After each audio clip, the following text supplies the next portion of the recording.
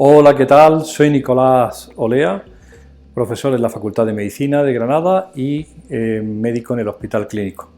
Y hemos decidido hacer una presentación sobre el mundo de los plásticos. Nos interesan los plásticos porque nuestros estudios hechos en población humana, en niños, en mujeres embarazadas, en adultos, indican que hay una exposición cotidiana al plástico para personas no profesionalmente expuestas, es decir, para la gente normal de la calle. ¿Y cómo sabemos eso?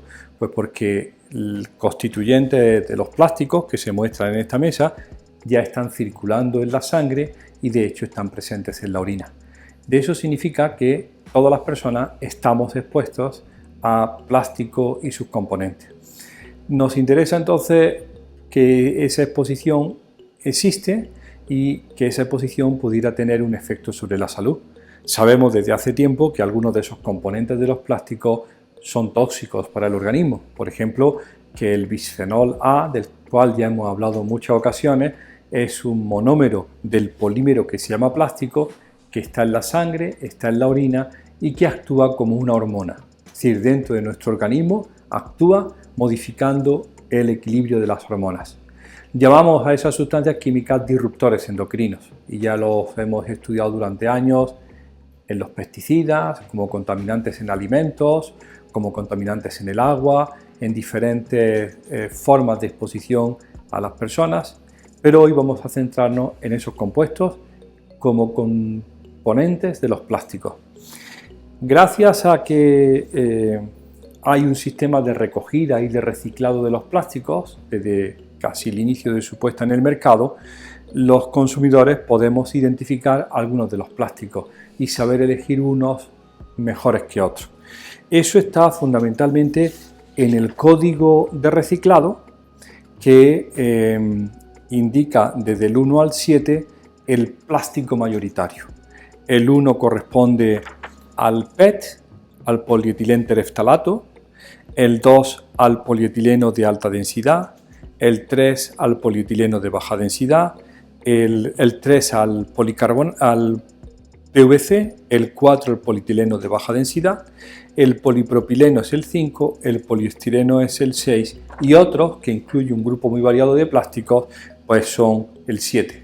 Las siliconas, los perfluorados, el policarbonato, las resinas epoxi. En general son muchos los plásticos que hay en el día a día y la mayor parte de ellos se utilizan en el procesamiento, en el envasado o en la preparación de los alimentos.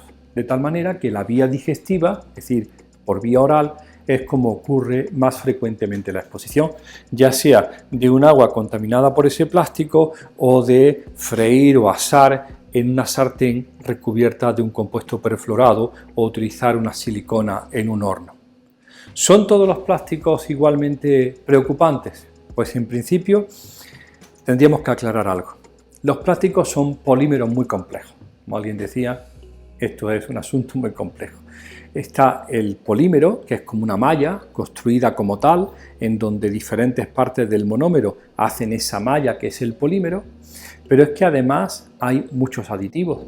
Aditivos que le dan color, aditivos que le dan flexibilidad, aditivos que hacen que los plásticos se adapten como un guante, aditivos que evitan que ardan.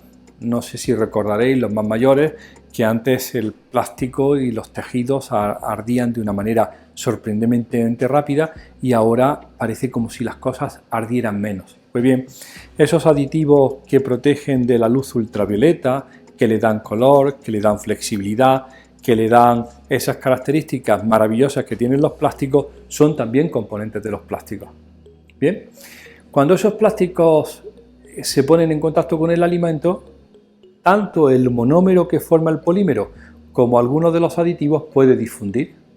Todo el mundo sabe que una botella de agua dejada en el coche en Granada a 43 grados, cuando uno intenta beberla a continuación, primero se quema y después dice, sabe a plástico. Ese sabor a plástico significa que algo de los constituyentes habrá diluido en el agua para que el agua tome ese sabor. Pues bien, sabemos todos que tiempo y temperatura son críticos para que esos componentes del plástico, monómeros o aditivos, se liberen sobre el contenido del alimento. Después de su uso, estos plásticos teóricamente van a ser reciclados.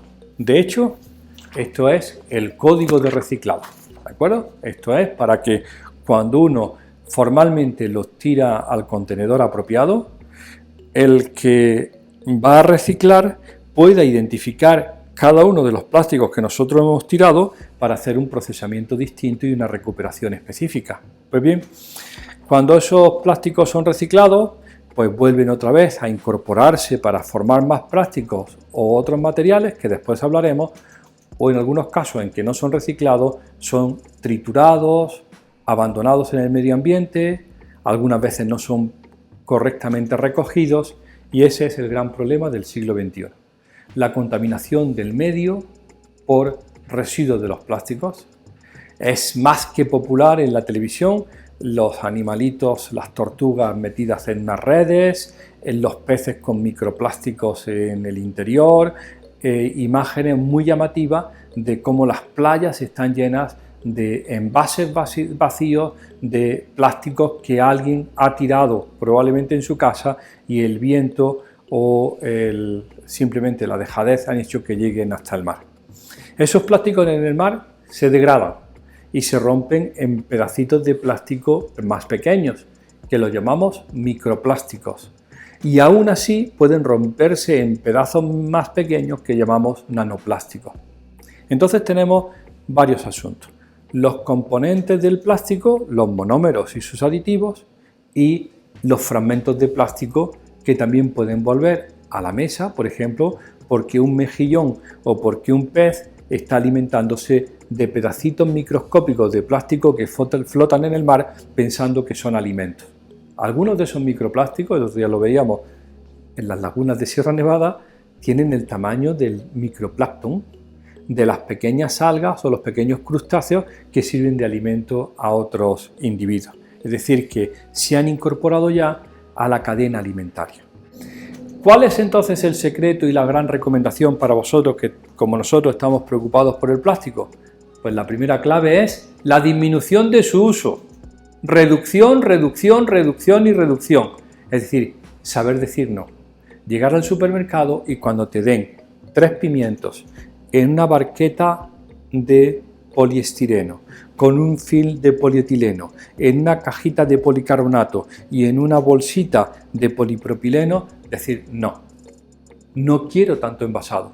No puedo soportar tanto envasado. El otro día se reunían las cabezas pensantes de la industria para decir que la responsabilidad del consumidor que no sabe gestionar su basura. No. La responsabilidad no es del consumidor, la responsabilidad es del productor que tiene que asumir la recogida de esa basura y el tratamiento de lo que nos venden. Entonces hay que empezar a decir que no en el supermercado y decirle basta, no quiero más bolsas, no me den más plástico, déjame reutilizar mis bolsas porque yo sabré cómo gestiono mi basura. Entonces la primera es la reducción. La segunda, más sencilla, es la reutilización. ¿Cuántas cosas se pueden reutilizar? Lo ha dicho claramente la Unión Europea y lo ha dicho España. Prohibido el plástico de un uso simple, de un solo uso. Tiene que eliminarse, porque eso no es tolerable. La segunda entonces es la reutilización, la reducción y la reutilización, y por último queda el reciclado. Pero la clave para nosotros es aprender a disminuir nuestro consumo de plástico y a forzar que el plástico que se ha recogido pueda reciclarse en su totalidad con un proceso. Solamente si queréis alguna pregunta particular, tenemos aquí en la Facultad de Medicina y en el hospital abierto el sitio, el correo electrónico lo pasamos para que comentéis lo que queráis y que pues podamos tratar asuntos tan llamativos como es el que estamos estudiando actualmente, que es la mascarilla de material polimérico polipropileno que nos estamos colocando todos en la boca y que no tiene nada de textil. Es una mascarilla quirúrgica hecha con un sistema no tejido, se llama no tejido, de polipropileno con ciertos aditivos, el cual nos estamos colocando delante de la boca para protegernos del COVID, perfecto, pero que después estamos probablemente reciclando de mala manera, puesto que la producción es enorme y querríamos que se prestara más atención a cómo nos vamos a deshacer de este tipo de material. Muy bien, pues a vuestra disposición y un placer haber estado con vosotros hoy.